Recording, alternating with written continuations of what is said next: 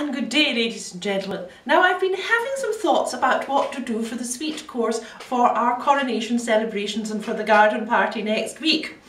And I decided I would do a jelly because that's nice and easy to make. Now, ladies, I've used up the canned juice that we had. Remember the tinned apricots that we used in the coronation salad, in the coronation chicken? Well, I've used the apricot juice in the jelly. Now, everyone says you should never do this on film, but I'm going to have a wee bash anyway. And if it doesn't work, I've got another trick up my sleeve. Now, of course, you plunge your jelly mould into a bowl of hot water.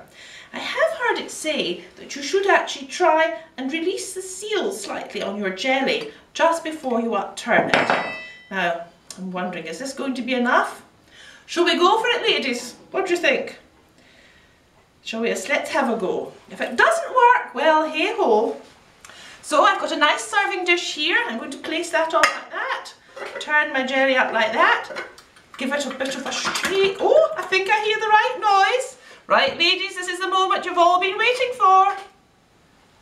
Oh, and it's an absolute dream. Oh, do you know, I'm more thrilled than you could possibly imagine, ladies and gentlemen.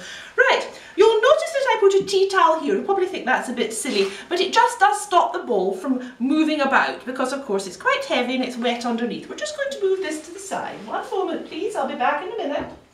There we go. So, there we have one of the parts of this course, which is our jelly.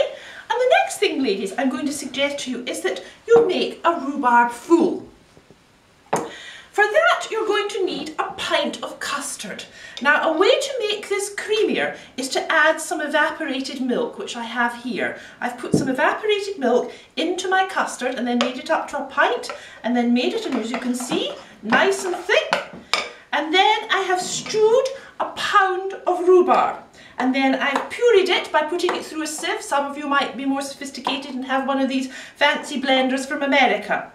Now, a little trick from Muriel is to add orange to your rhubarb.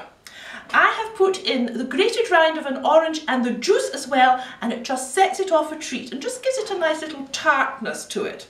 So now what we're going to just do is simply pour the rhubarb into the custard. There we go. Put that to one side. And then stir in your rhubarb like that. Nicely. In we go. In we go. Stirring all the time. You have to give a good mix, ladies and gentlemen. A good mix.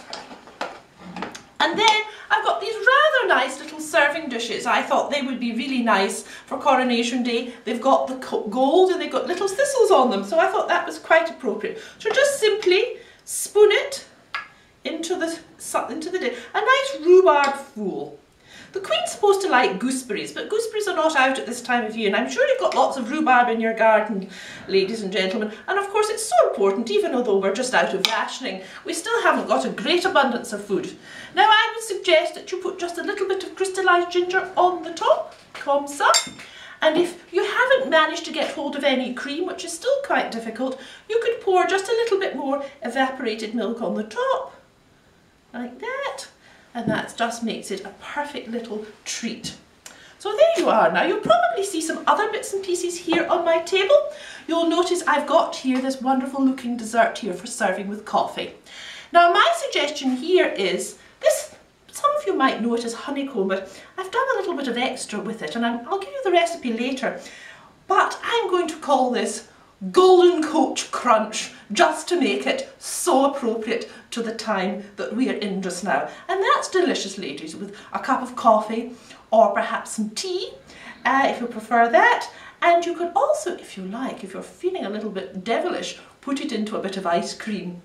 So, ladies and gentlemen, that really completes my array of dishes for your coronation celebrations, which I hope you enjoy. And I will be serving these up on a rather larger scale at the Furniture Makers and Upholsterers Society of Scotland garden party that I have been asked to cater for.